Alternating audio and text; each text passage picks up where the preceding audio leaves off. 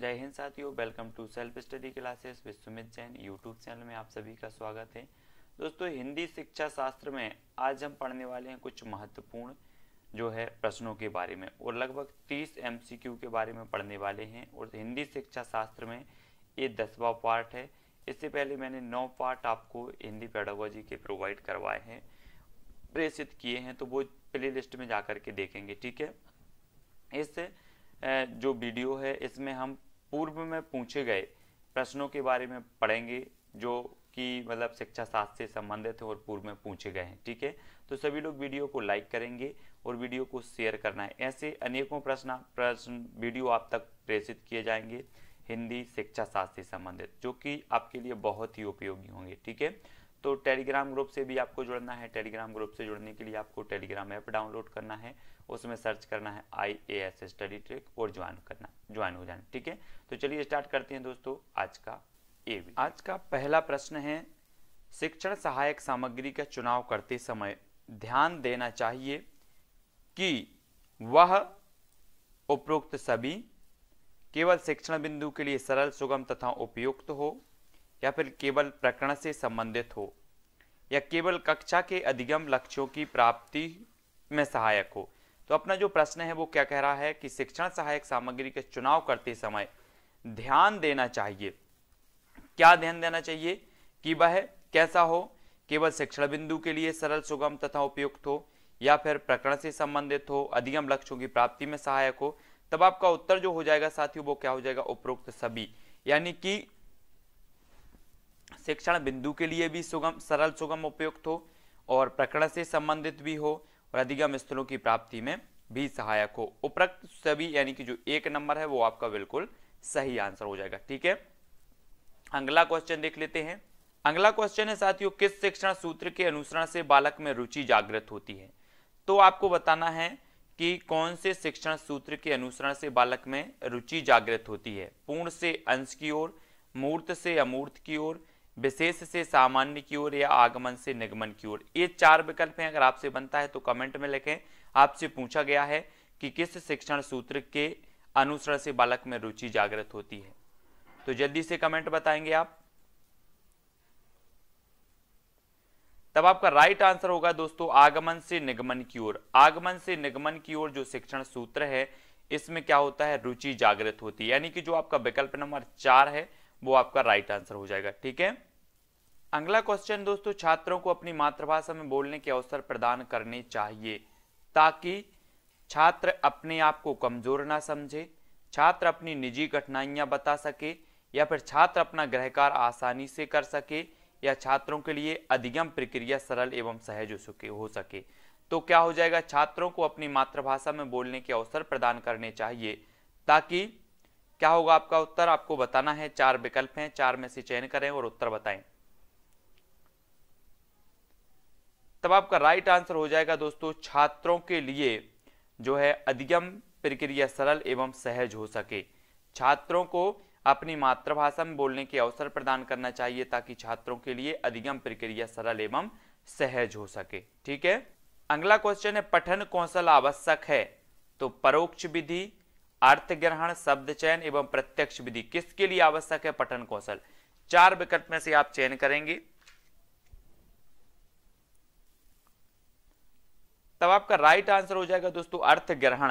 अर्थ ग्रहण में जो है 2 नंबर जो है वो पठन कौशल आवश्यक होता है, यानी कि जो आपका विकल्प नंबर 2 है अर्थ ग्रहण वो आपको यहां पर सही हो जाएगा। ठीक है, पठन कौशल में जो आवश्यक होता है वो क्या होता है, अर्थ ग्रहण आवश्यक होता है। 2 नंबर आपका बिल्कुल सही हो जाएगा। अगला क्वेश्चन है दोस्तों, औपचारिक एवं अनौपचारिक संबंधों में किस तरह की भाषा का प्रयोग करना चाहिए। एक तरह की भाषा, कठिन भाषा, सामान्य भाषा, या फिर अलग अलग भाषा। तब आपको बताना है कि औपचारिक एवं अनौपचारिक संबंधों में किस तरह की भाषा का प्रयोग करना चाहिए। 4 विकल्प हैं, चयन करें अपने उत्तर का।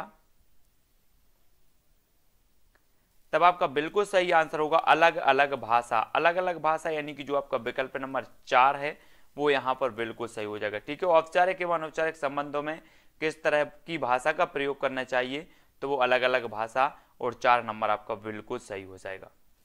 अगला क्वेश्चन है दोस्तों, प्रयोग या प्रयोक्ता के आधार पर इनमें से कौन सी दो भाषाएं नहीं हैं?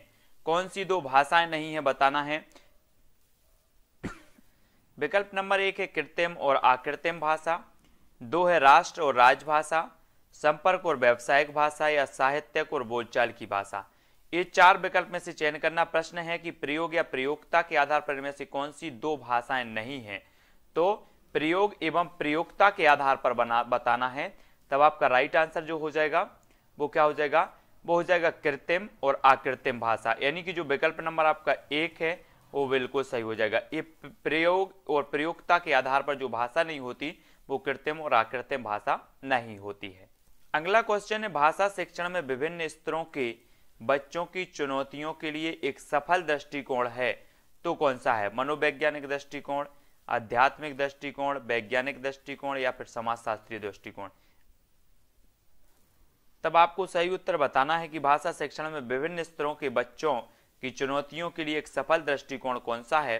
तो आपका राइट आंसर हो जाएगा दोस्तों मनोवैज्ञानिक दृष्टिकोण, यानी कि जो आपका विकल्प नंबर 1 है वो यहाँ पर 1 नंबर बिल्कुल सही हो जाएगा। ठीक है।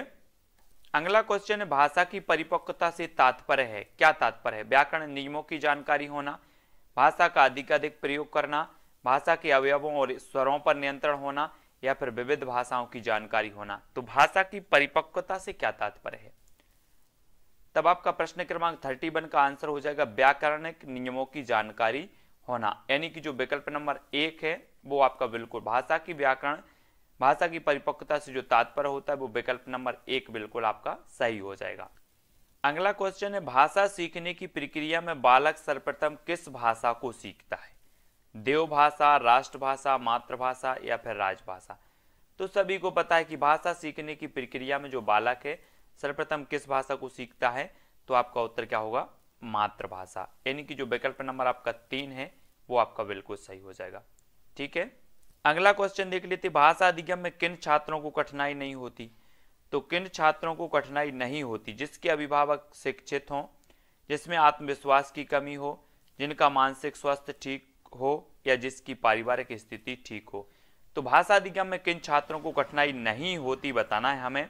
तब आपका राइट आंसर क्या हो जाएगा?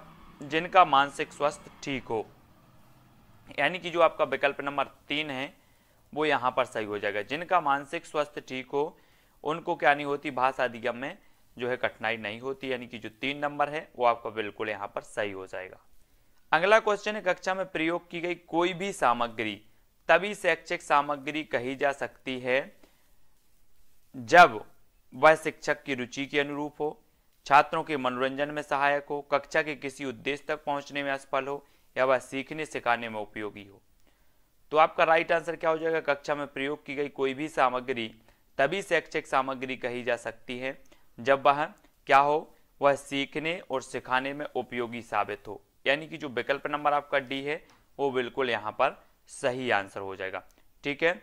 अगला क्वेश्चन देख लेते हैं। अगला क्वेश्चन है दोस्तों, स्कूलों में बालकों को सुनने की प्रक्रिया को बढ़ाने के लिए उपरोक्त सभी केवल विभिन्न घटनाओं को सुनना चाहिए, केवल कविताएं सुनानी चाहिए, या केवल कहानी सुनानी चाहिए, या उपरोक्त सभी। तो स्कूलों में बालकों की सुनने की प्रक्रिया को बढ़ाने के लिए जो है घटनाओं को सुनाना चाहिए, कविता सुनानी चाहिए, कहानी सुनानी चाहिए, यानी कि जो विकल्प नंबर 1 है वो बिल्कुल सही हो जाएगा, उपरोक्त सभी। ठीक है। प्रश्न क्रमांक 36। अगला क्वेश्चन देख लेते हैं।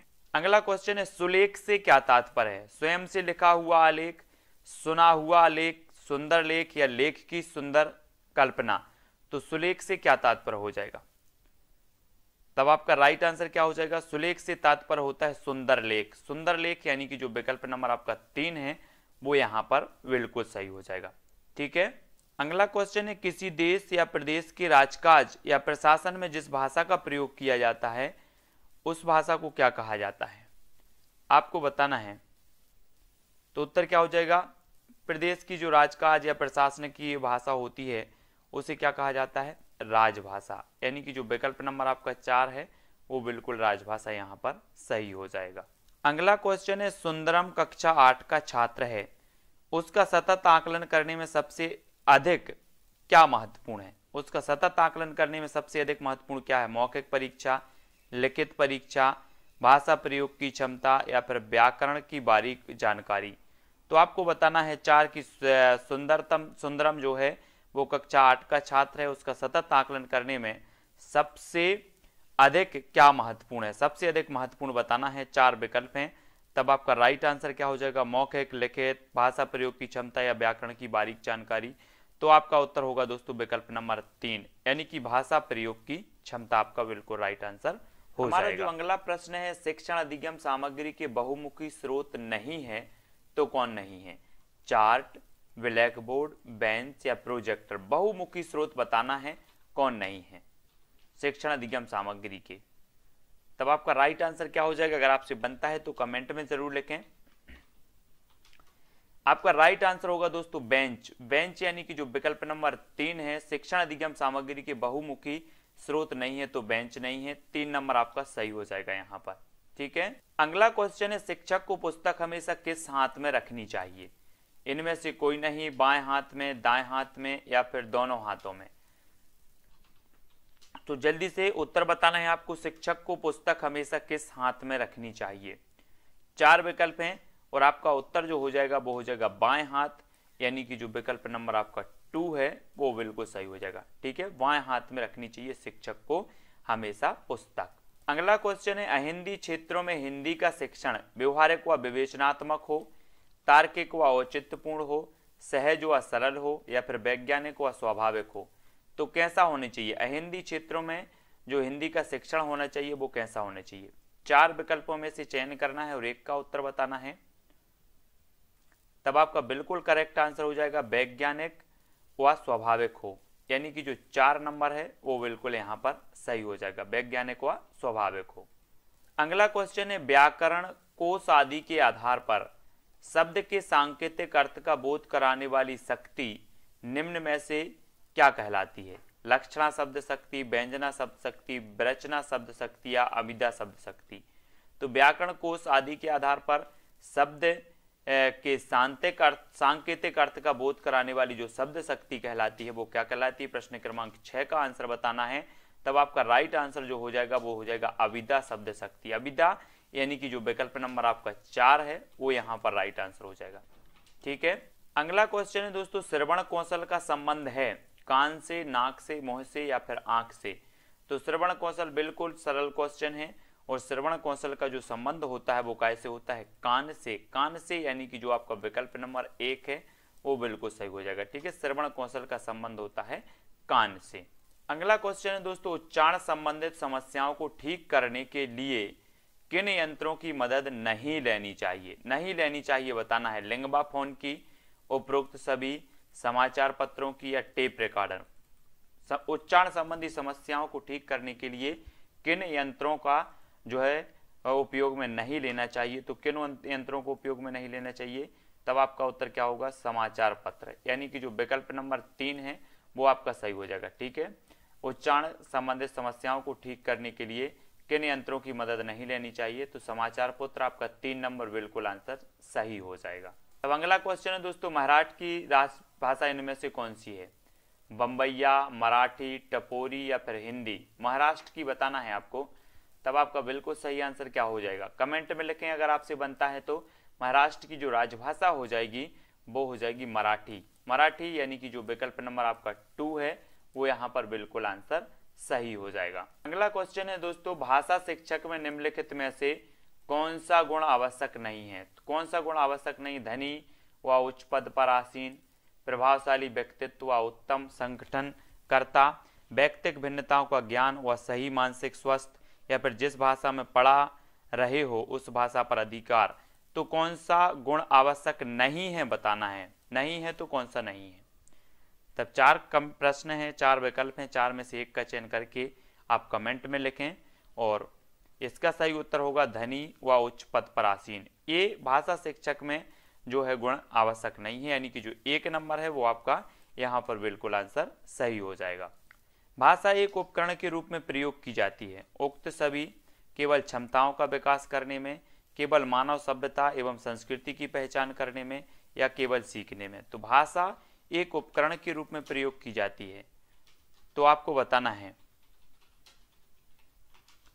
उत्तर क्या हो जाएगा? उत्तर हो जाएगा साथियों इसका उपरोक्त सभी। उपरोक्त सभी यानी कि जो विकल्प नंबर 1 है, क्षमता मतलब क्षमताओं का विकास करने में भी, मानव सभ्यता संस्कृति की पहचान करने में भी और सीखने में भी, यानी कि जो उपरोक्त सभी विकल्प नंबर 1 है वो राइट आंसर हो जाएगा। अगला क्वेश्चन है, कक्षा में छात्रों की सक्रियता देखी जाती है शिक्षक की हाँ में हाँ मिलाने से, शोर मचाने में, मौन बैठने में या सुनने और बोलने में। तो कक्षा में छात्रों की सक्रियता देखी जाती है, कैसे में देखी जाती है? 4 विकल्प हैं, चयन करें और उत्तर बताएं। उत्तर होगा दोस्तों विकल्प नंबर सुनने और बोलने, यानी कि 4 नंबर आपका बिल्कुल सही होगा। कक्षा में छात्रों की सक्रियता देखी जाती सुनने और बोलने में, 4 नंबर आपका बिल्कुल सही है। अगला क्वेश्चन है दोस्तों, कक्षा में प्रश्न पूछना, साहित्यिक कार्यक्रम कराना, पाठों का अभ्यास कराना, मौखिक लिखित कार्य कराना आदि किस सिद्धांत के अंतर्गत आते हैं? आपको उत्तर बताना है। क्रियाशीलता का सिद्धांत, अनुकरण का सिद्धांत, अभिप्रेरणा एवं रुचि का सिद्धांत या अनुबंधन का सिद्धांत। कक्षा में प्रश्न पूछना, साहित्यिक कार्यक्रम कराना, पाठों का जो है अभ्यास कराना, ये सारे के सारे किस सिद्धांत के अंतर्गत आते हैं? तब आपका राइट आंसर क्या हो जाएगा? क्रियाशीलता। क्रियाशीलता यानी कि जो विकल्प नंबर 1 है, क्रियाशीलता के सिद्धांत के अंतर्गत आते हैं। अगला क्वेश्चन बताना है दोस्तों आपको, निम्न में से वाचन कौशल की विधि नहीं है। तो वाचन कौशल की विधि कौन सी नहीं? वर्णमाला पद्धति, ध्वन्यात्मक पद्धति, अक्षरबोध विधि या फिर विदेहात्मक पद्धति। तो वाचन कौशल की जो विधि नहीं है वो कौन सी नहीं है? तो प्रश्न क्रमांक जो 38 और 38 का राइट आंसर जो हो जाएगा वो क्या हो जाएगा?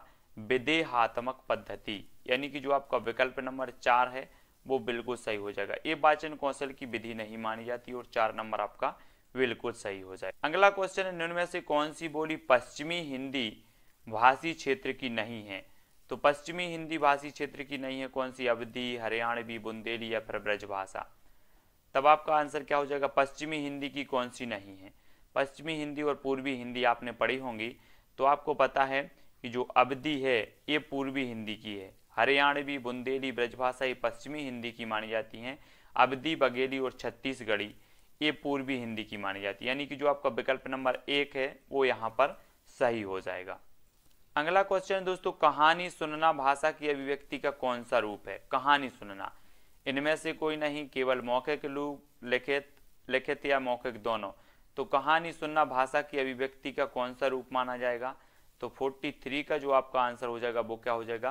केवल मौखिक रूप। मौखिक यानी कि जो विकल्प नंबर आपका 2 है वो सही हो जाएगा, है ना। केवल मौखिक माना जाएगा, कहानी सुन रहे हैं, लिख रहे होते तो दोनों होता।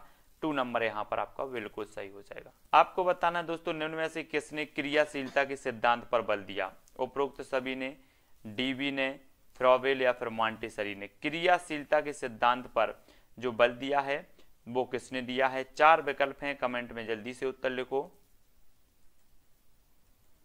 तब आपका बिल्कुल सही आंसर जो हो जाएगा दोस्तों कि डीबी ने भी दिया है, फ्रॉबेल ने भी दिया, मॉन्टेसरी ने। क्रियाशीलता के सिद्धांत पर जो जोर दिया है, बल दिया है, वो सभी ने दिया है और विकल्प नंबर जो 1 है वो बिल्कुल सही हो जाएगा। अगला क्वेश्चन है, बालकों की अधिगम संबंधी कठिनाइयों का पता लगाकर उसको दूर करने का प्रयास कहलाता है तो क्या कहलाता है? मूल्यांकन विधि, विवेचन विधि, उपचारात्मक विधि या आलोचनात्मक विधि, है ना। बालकों की अधिगम संबंधी कठिनाइयों का पता लगाकर उसको दूर करने का जो विधि कहलाती है वो कौन सी विधि कहलाती है? तो वो कहलाती है उपचारात्मक, यानी कि जो विकल्प नंबर 3 है वो आपका यहाँ पर बिल्कुल सही आंसर होगा। अगला क्वेश्चन है, बालकों की भाषा सीखने में एक उपयुक्त परिवेश नहीं है तो क्या नहीं है? विद्यालय, पर्यावरण, समाज या फिर परिवार।